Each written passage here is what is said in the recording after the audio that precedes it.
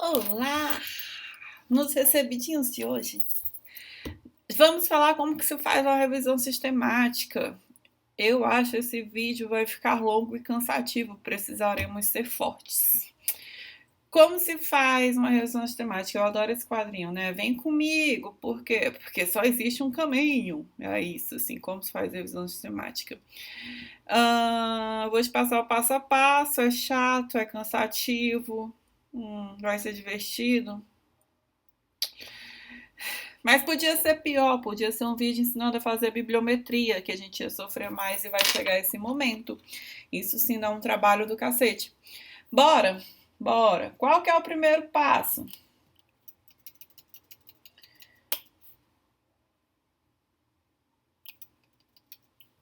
Primeiro passo, você tem que formular uma pergunta, né? Para começo de conversa, tu tem que ter uma pergunta de pesquisa bem definida. Tens que ter.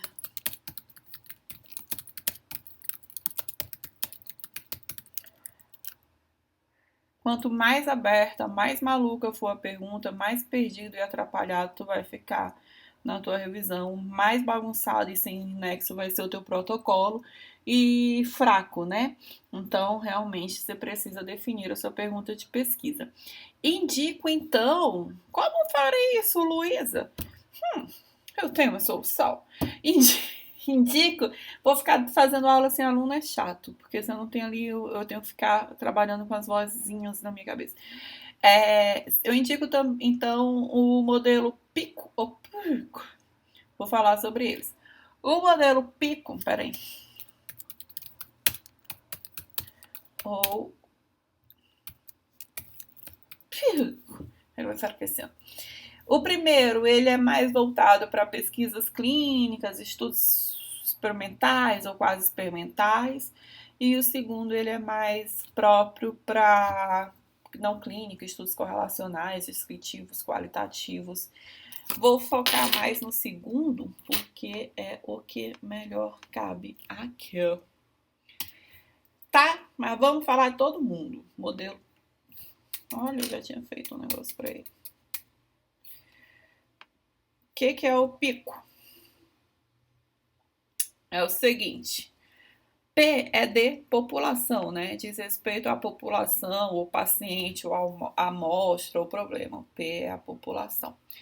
O I, ele quer dizer o tipo de intervenção que tu está pesquisando. Então, por exemplo, se tua pesquisa é sobre o uso de insulina cor-de-rosa em diabéticos, a intervenção é a insulina cor-de-rosa, a população são os diabéticos. Vou até escrever aqui o exemplo.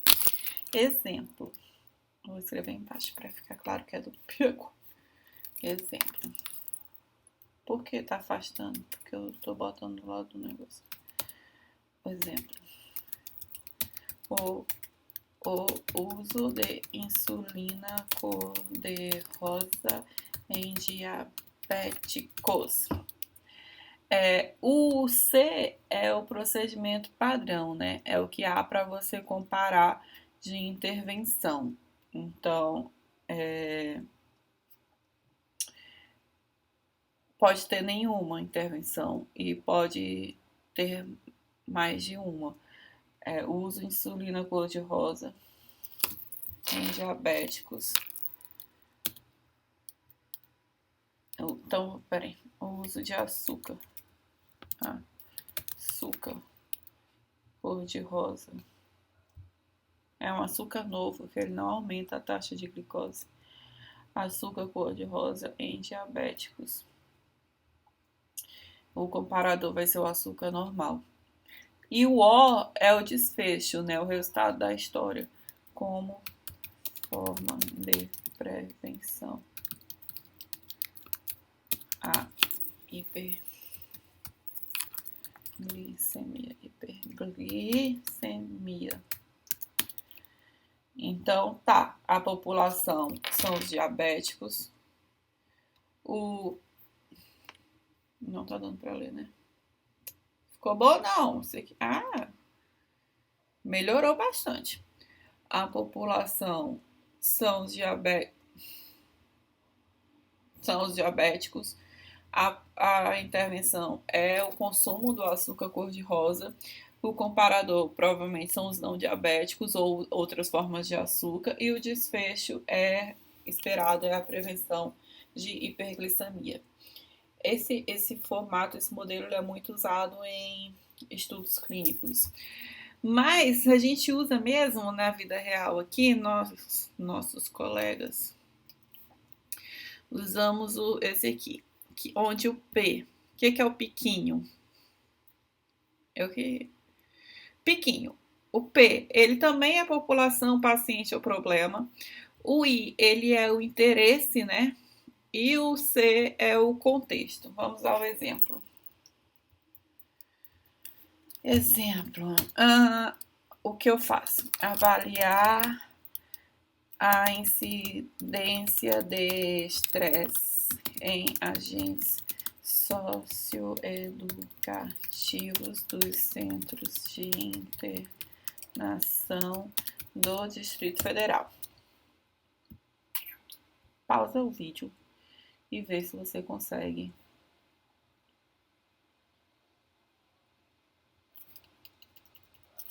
Vê se você consegue saber o que é um, o que é outro. Pausa agora e faz o exercício. Agora você despausa e eu vou dizer. Quem que é a população? Quem que é a população? Os agentes socioeducativos. Esse é o meu P. Qual que é o interesse? Avaliar a incidência de estresse. E qual que é o meu contexto? São centros de internação do Distrito Federal. Poderia ser o contexto de qualquer forma de intervenção socioeducativa. Tem vários tipos, tá? Tem internação, semi-liberdade e tal. Poderia, mas não é. Poderia ser em qualquer lugar do país, ou qualquer outro país poderia. Então, o contexto tem que estar bem delimitado. Certo? Ficou claro? Esse modelo, ele vai te ajudar a responder uma pergunta de pesquisa, ele vai te ajudar a buscar as evidências. Então, eu destaco bastante o poder da pergunta de pesquisa, do Dark Side também, mas eu acho muito importante você ter dimensão do quanto é importante sua pergunta de pesquisa, o quanto ela precisa estar bem construída, bem delimitada, para que você construa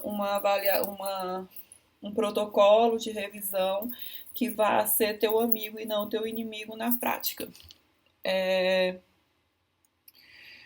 A partir do levantamento dos descritores, né, você respondeu aqui o seu piquinho, o seu pico, e a partir do levantamento dos descritores é que você vai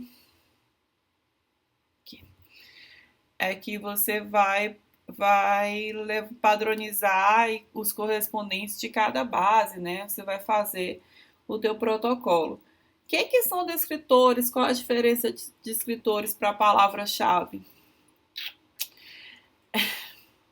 Pode ser que você não saiba, né? Os descritores são termos padronizados e definidos por especialistas. Eles servem para definir o assunto e recuperar aquela informação. As palavras-chave, eles são termos ou expressões compostas, normalmente definidos pelo próprio autor, que é o pesquisador, e ele é usado para definir o assunto. Essa é a diferença.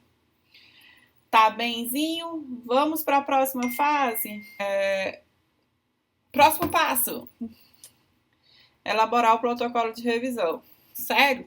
Sério, porque é sistemático, né? O nome do negócio. Logicamente, meus chuchus, que a gente precisa, então, manter a sistematização da coisa. É aqui que tu tem que ter você tem que ser muito astuto e cuidadoso, porque cada decisão tomada vai influenciar nos detalhes do resultado final. Então, o seu protocolo de revisão, ele tem que ser muito bem pensado e muito bem escrito. E tem que ter uma lógica, né? Eu vou pegar só artigos escritos por mulheres. Beleza, você pode fazer isso, mas você tem que justificar por que você está tomando essa decisão. Então, vamos embora. O que eu faço aqui? Aqui, você vai definir... Por que tá roxo? Não quero roxo, eu quero verde combinante. É esse? Definir... Não é esse verde não, mas vai ficar esse. definir os critérios de elegibilidade. O que entra, resumindo, é o que entra e o que sai. Então, quando você botar seus escritores lá na sua base de busca, vai vir uma cacetada de artigos.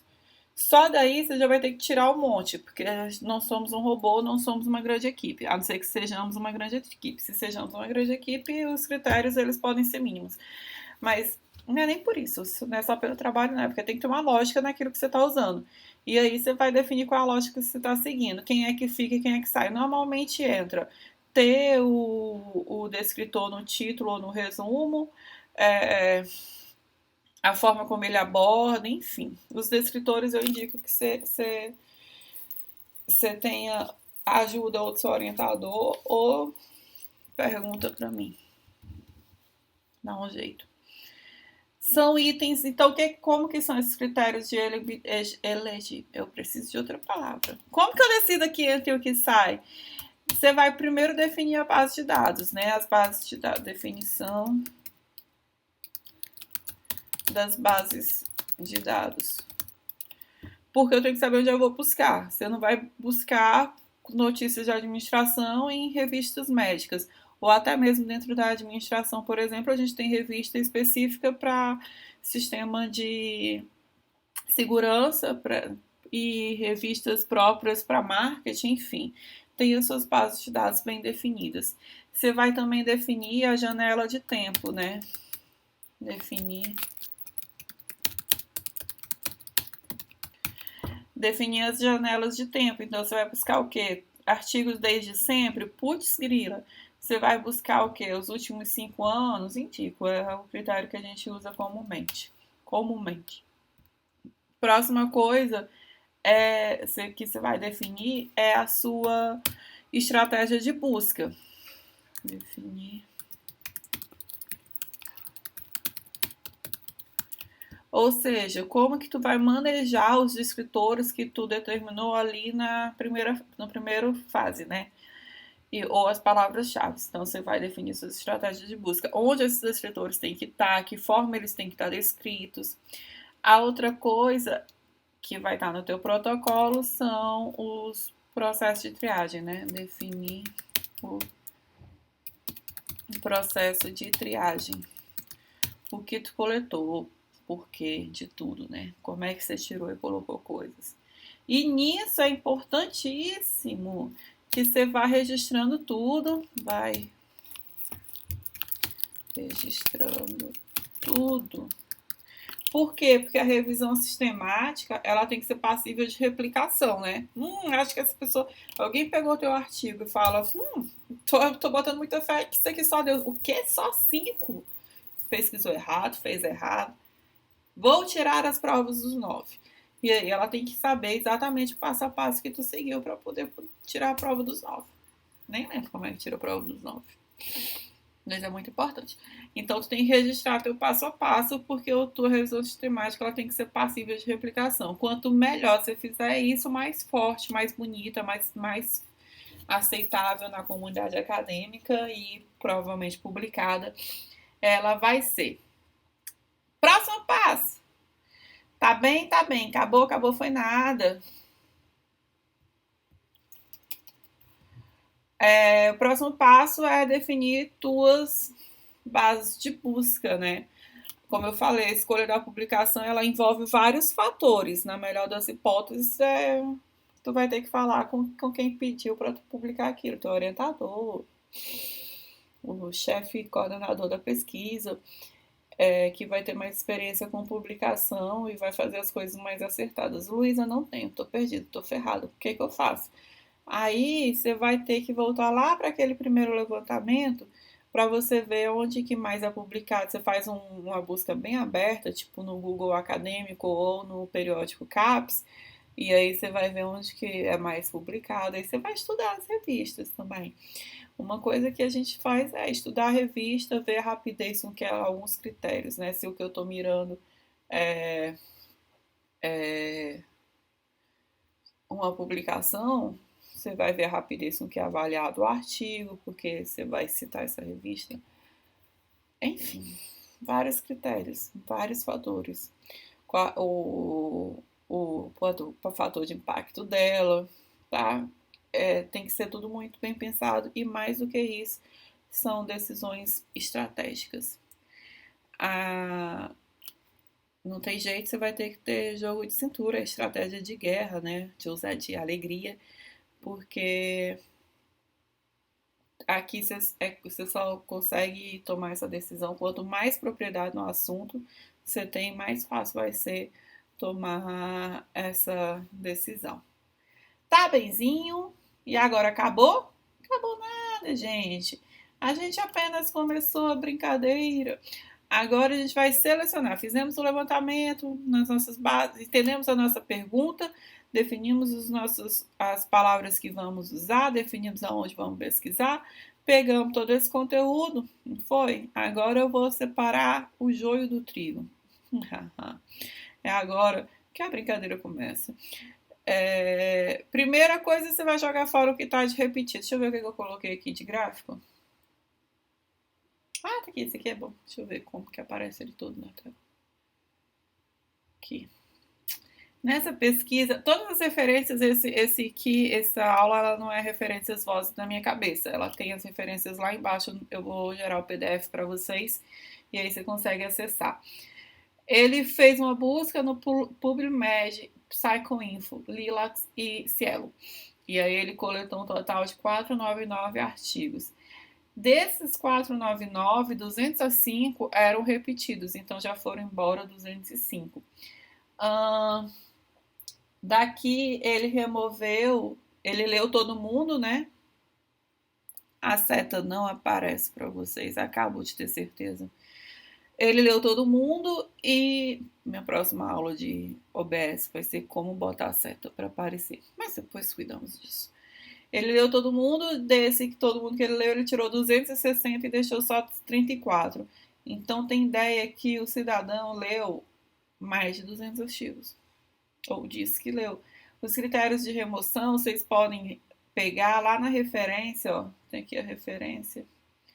Tá? Vocês podem pegar nas referências para ver como é que ele fez para tirar isso tudo e entender. Cada pessoa, como eu falei, você constrói seu protocolo, cada pessoa vai tirar seguindo seus critérios. Isso aqui é um outro que não vai ficar legal de mostrar porque a tela está dividida, mas ele fez no Medline Cielo, aí ele pegou 1.247 estudos, desses ele explica lá no artigo porque ele tirou, ficaram só 35 para ser analisados, depois ele colocou mais, parará, pipopopó.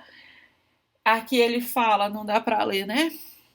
Quais foram os critérios de inclusão, por que ele colocou mais depois, quais foram os critérios de exclusão, por que ele tirou quem ele tirou, ou seja, ele estava seguindo o protocolo dele. É isso que a gente vai fazer na quarta fase. Você vai aplicar o seu protocolo que você construiu. Joia? Acabou? Acabou nada, meus amigos. Ainda temos mais uma etapa. Afinal, a brincadeira não para por aí. Que graça tem você fazer todo o levantamento e ir embora? Você tem que marcar, você faz seu nome. Então, o próximo passo é analisar. E sim, temos bad feelings about this. Você vai avaliar o material selecionado, né? Uma sugestão, e aqui é sugestão, não é a rigor, sugestão carroxa de Lulu.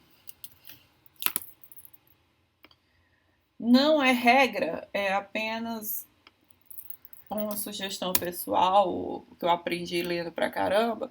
Faça um protocolo aqui também, né? Constrói um outro protocolo para nortear as análises. Faz um protocolo aqui também, porque daí fica mais padronizada a forma que tu vai analisar. Mas não é uma regra, tá? quais são os elementos da pesquisa que você quer, qual é a validade do achado. Tudo isso tu pode construir um protocolozinho só para tu poder nortear a tua análise.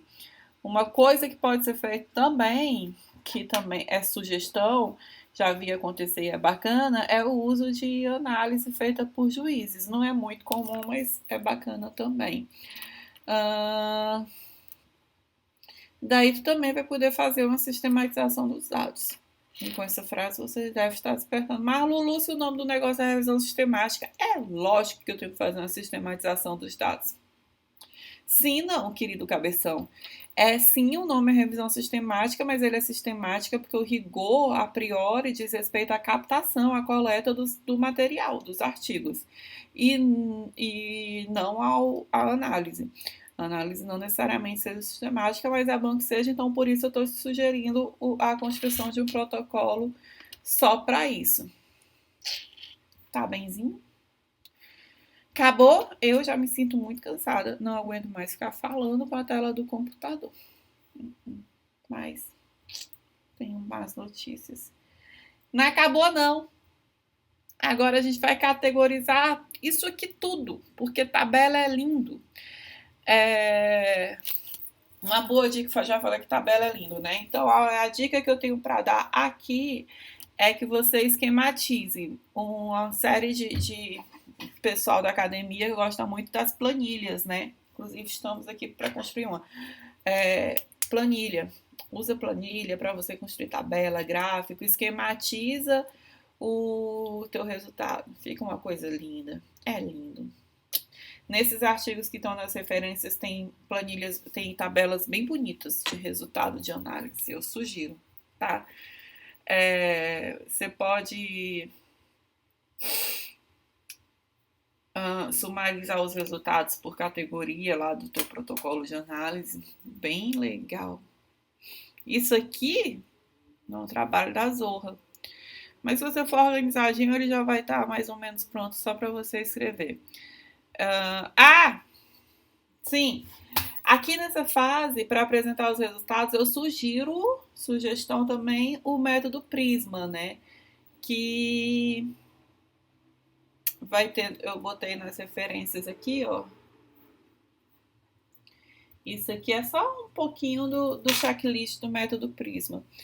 Mas esse método, ele exige que eu faça um vídeo só para falar como que faz. E a gente faz depois, porque já tem quase meia hora de vídeo. Eu não sou obrigada a falar sozinha.